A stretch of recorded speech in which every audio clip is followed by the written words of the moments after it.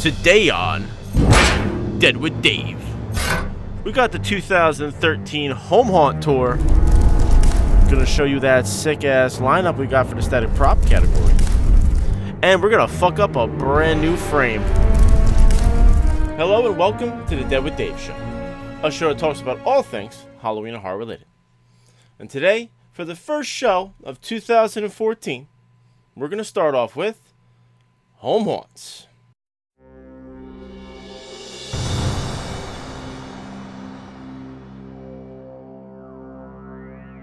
One of the major problems with being a home haunter, it's so hard to get to see other home haunts fully set up and running. A lot of our haunts aren't complete till Halloween night, and we have to be home to run our own haunts and give out that all-important candy. The best we can usually do is just wait for the haunt videos to come out on YouTube and wait to see the pictures on Facebook. But as we all know way too well, videos and pictures never really do our haunts any justice. Plus, you know, I want to be there in person, see it as it happens. I want to smell the fog. I want to taste the fake blood. I want to be immersed in the experience. It's just not the same seeing it on TV, our computers, or even worse yet, watching it from our phones as we sit on the toilet. But what other choice do we have? Pro haunters have this same problem. They can't go to another haunted house during the Halloween season. They're running their own haunts. But the pro haunter does have a way to get their haunted house fix, just like the rest of us. They have the haunt tours. Most haunt tours are after the season is over, or during a Halloween convention. This allows a pro haunter a chance to see what other pros are doing and have some fun in the process. It really is a pretty cool idea, so we thought, why not have a home haunt tour for ourselves?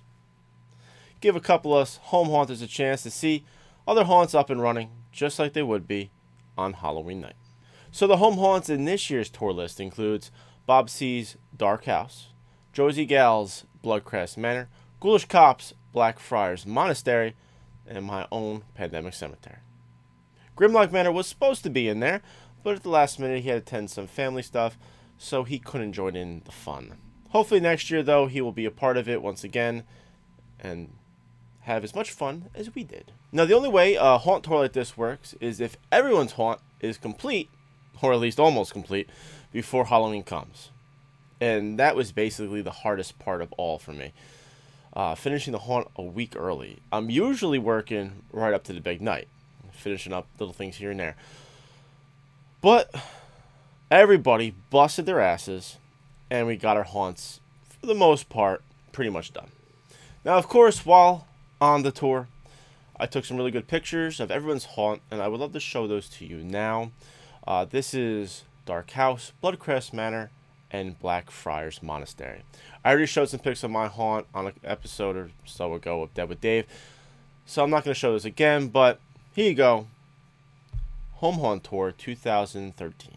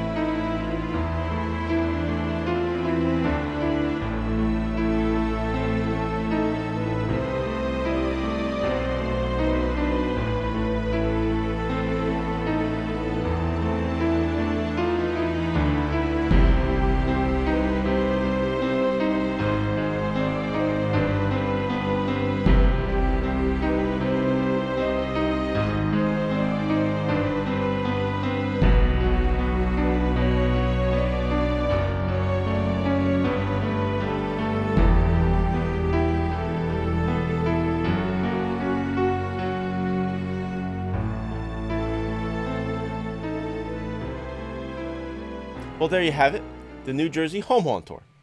Maybe next year we'll be able to add a haunt or two to the list and really make this an awesome event. We had so much fun, and it was really nice to see all these awesome haunts in person.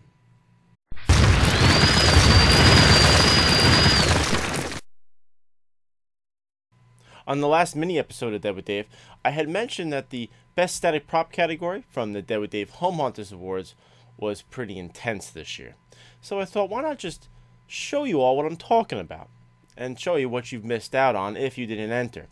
But shame on you if you didn't. So here is a quick montage of all of the 2013 Best Static Prop entries for the Dead with Dave Home Haunters Awards.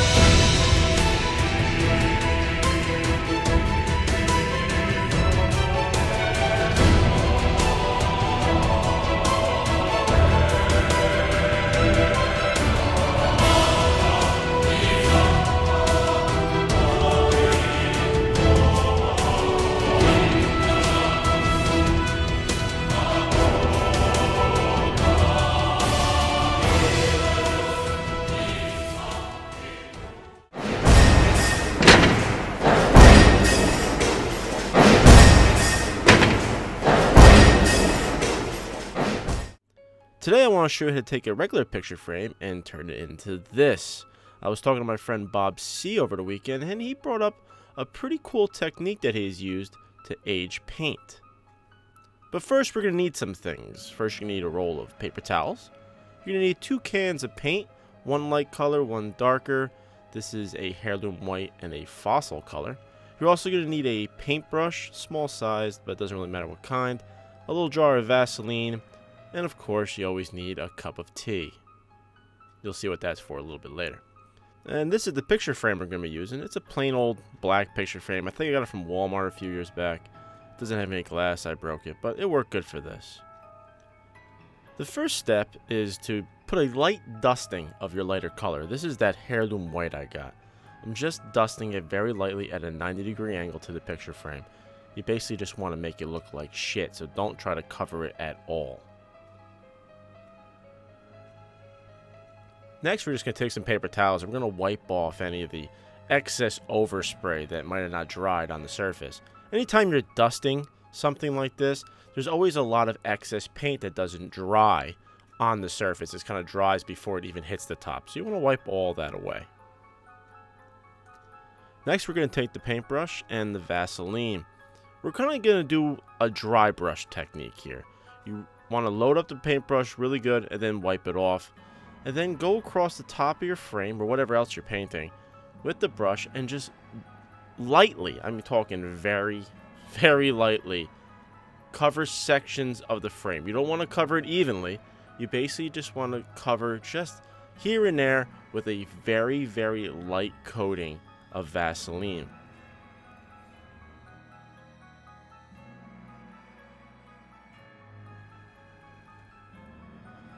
Make sure you get all the edges and inside the little nooks and crannies and cracks.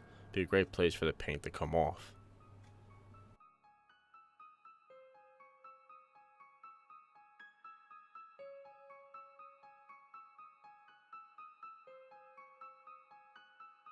Also, to see where you have applied the Vaseline, you're going to have to catch the light just right on top of the frame. So make sure you get down low and look at different angles and see where the Vaseline is. Make sure you didn't put too much or too little in each spot.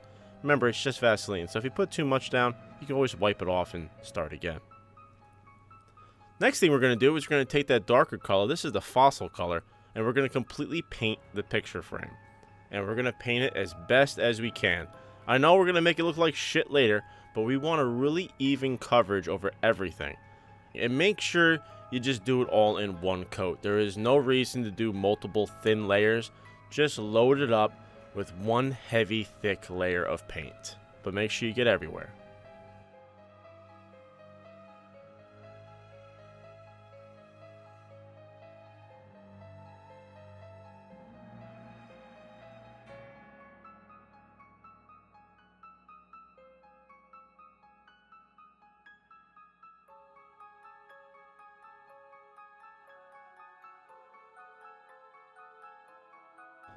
Now, as you can see, it's a little bumpy.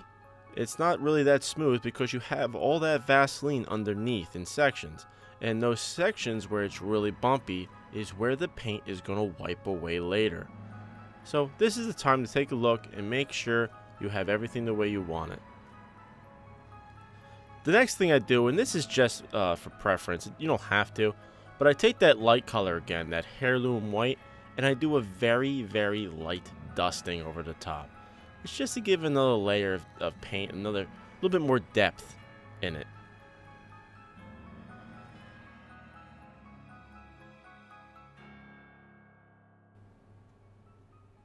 As you can see, it's barely even noticeable.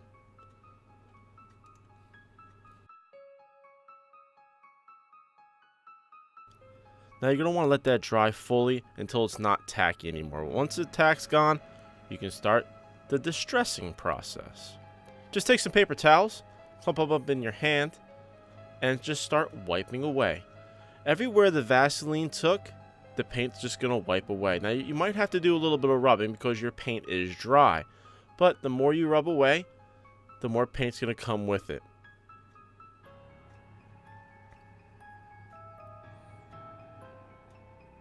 Don't be gentle in any way either. Just freaking work at it. Try to get as much of the paint off where the Vaseline was as much as you can. All the paint that's adhered to the actual surface will stay there, so you don't have to worry about rubbing that away. All it's going to take away is where the Vaseline was underneath the paint.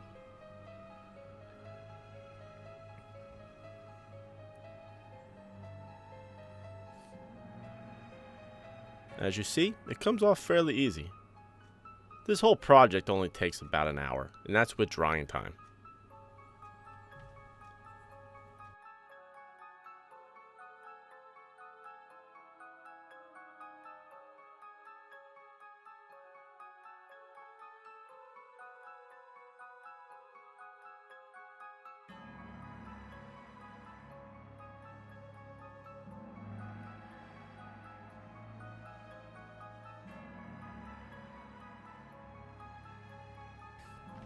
After that's all done, just set it to the side because there's another section that I want to show you how to work with. And we're actually going to take out that cup of tea. And I'll show you what we're going to do with that. Most picture frames have an inlay set. This is adjust for different size pictures, and we're going to be using it here. So I definitely want to distress it. But since it is paper, you don't really want to paint it because that'd be stupid. You don't paint paper. But you do want to look like it's kind of worn out and old. So this is what the T is for. We're going to take a clump of paper towels and really load it up with some tea and just rub it across the top. Now this is kind of cardboard-ish. It's not simple paper, it's actually cardboard. So when the tea saturates into the corners, it gets underneath the cardboard and starts bubbling it up. And then once that happens, and the more you rub away the upper layer, the tea starts to set in, discoloring it and making it look overall worn out and shitty. The look we're going for.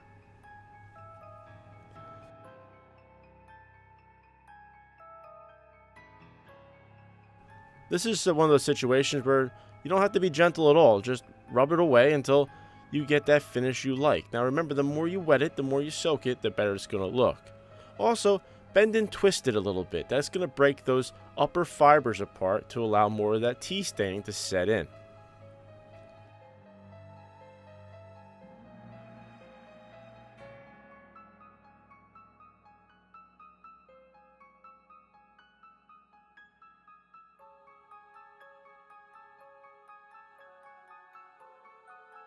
After you got the look that you want to put it off to the side, lay it flat, maybe even put something on top like a book or a weight to keep it flat. I liked it a little bit curly. I think it makes it look a little bit older that way. And that's it. The finished product, all done, set up in the basement. I think it's a perfect addition to my back wall scene and a really fun, quick project that anybody can do that cost me basically only the price of the frame. Well, that's it for this episode of Dead with Dave. Hope you've all enjoyed. Don't forget to check out my website, pandemichauntproduction.com, where you'll find more information about the show, Dead with Dave Home Haunters Awards, and where you can pick up a cool set of prop mechanism plans. It's also where you can become an exclusive member of Pandemic and get lots of cool downloadable products. I would like to wish you all a happy new year and hope you all have an awesome 2014.